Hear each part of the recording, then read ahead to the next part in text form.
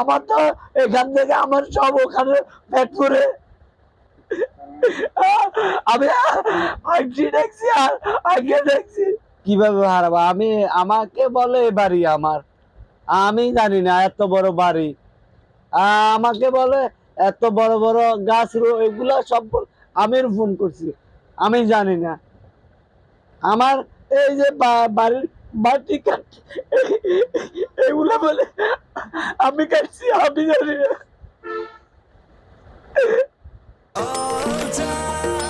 নিশ্চিন্তে খান স্বাস্থ্যকর all time পান, অল টাইম হেলদি লাইফ। আমি তো কোন জায়গায় ছিলাম, আমি তো জানি।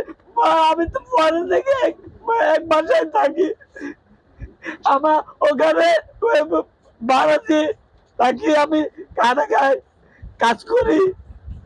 আমার আমার আমার আমাকে তো আনছে ওখান থেকে আমার বোন। বসলাকি বই দেশ দুনিয়া কিচ্ছু রাখি না। কক্সবাজার তার ফার্স্টে আনিয়ার কক্সবাজার এখানে 15 দিন মতন রয়েছি। 27 জন দিয়ে অনেক টাকা খরচ করছি। সিএমসি লই লই কোনো জায়গা বাদ রাই না। ইচ্ছা পিকনিকও আনির কোনো 8 দিন গেছি। ওই দিন কি পিকনিকে তো অনেক লোক তোকে এভাবে আনি রাখে টাকে কে গুঁজে রাখলো রাখে আইলো আইয়ে গেছি পাই না 8 মাস হরে আর যাবে 8 মাস। এখন তো পাইছেন, এখন কিরকম লাগে? ইয়ার পরে আমি চিটাং বালু মিটি গেছি। এখানে এক লোকে নিল দিন কি আপনার একটা ছেলের ছবি ছোটখাটো একটা দোকান দিয়েছে, আপনার ছেলে ইয়া গেছি। আর আমি দেখেছি ইয়ে আমার ছেলে না। আমি চাইছিলাম অনেক করি এমনি একটা ফটো নিতাম দে না। ওই আমার সাথে যেগুলো গেছে এগুলো সাইজেন ক্যামেরা খিঁচিয়ে লেতো স্যার। আমরা ক্যামেরা খিচবার সাথে সাথে 15 আইটে এরেস করিয়া লেবে ধরিয়া লেবে দিনও এমনি রেলে ইঞ্চি একের বাজ কিনলে আপনি একটা ঘুরে ঘুরি করেন। হ্যাঁ ঘুরে ঘুরি কি মেরা ছেলের নানি লাগে। আমি মনে করতাম একটা ফটো নিতাম আর চাইতাম চোখে বুকে দিতাম। কম মা চাইছেন বেশ আমি মনে করছি, কিন্তু ফটো টুটু দিয়ে হইব না তো চলিয়ে আইসি।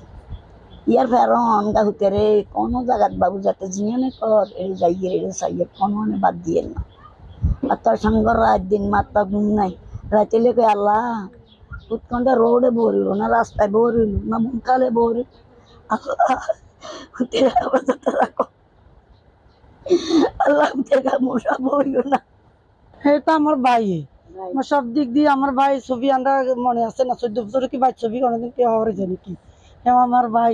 আর সে চিহ্ন দাগ আছে এমনি তো আমার ভাই চিহ্ন দাগ দেখি আমি ভিডিও কলে। এটা আমার ভাগিনা একটা 3 মাস আগে এখানে কাজে সূত্রে গেছে। আর হে চলতি গাড়ি থেকে দেখছে যেন কি মানে হের খোকা মামার মতো। আমার আসি বলে যেন কি আমি চলতি গাড়িতে দেখছি দোকানে একটা খোকা মামার মতন লাগছে।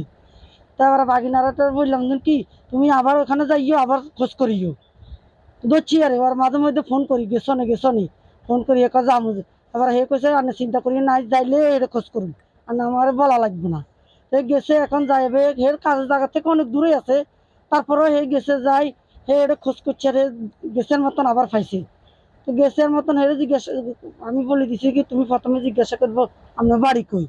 সে যদি স্থানীয় লোক হয় হে তো কইবো আমি স্থানীয় লোক, আশেপাশের মানুষের জিজ্ঞাসা করিও। সে জিজ্ঞাসা আর ও বাড়ি কই কইছে আমি জানি না। তো একটু নিশ্চিত হয়েছে।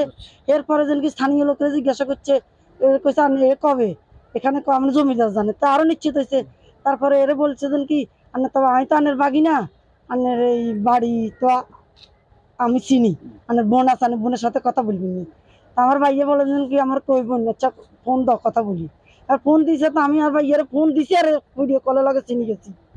ওনাকে দেখে অনেকটা খুশি হয়েছে। কিন্তু একটা জিনিস দুঃখের বিষয় হলো যেন কি যে খোকন ভাই আমাদের মাঝ থেকে হেরে গেছে কিন্তু এখন আর ওই খোকন ভাই নেই। যেটা হলো যেন কি উনি মানসিক যে একটা আছে ওই জিনিসটা হারিয়ে ফেলছে, হ্যাঁ স্মৃতিশক্তিটা হারিয়ে ফেলছে। তো এখন সবার কাছে আমার একটাই অনুরোধ থাকবে যে উনার কিন্তু এই যে ট্রিটমেন্টটা করতে হলে অনেক ব্যয়বহুল টাকার প্রয়োজন আছে। তো যদি কেউ ভাগ্যবান ব্যক্তি মানে যদি ওনাকে সহযোগিতা করে তাহলে হয়তো খোকন ভাই যে পূর্বের যে খোকন ভাই ছিল ওই খোকন ভাই আবার ফিরিয়ে আসতে পারে, ওনার স্মৃতিশক্তিটা ফিরিয়ে আসতে পারে।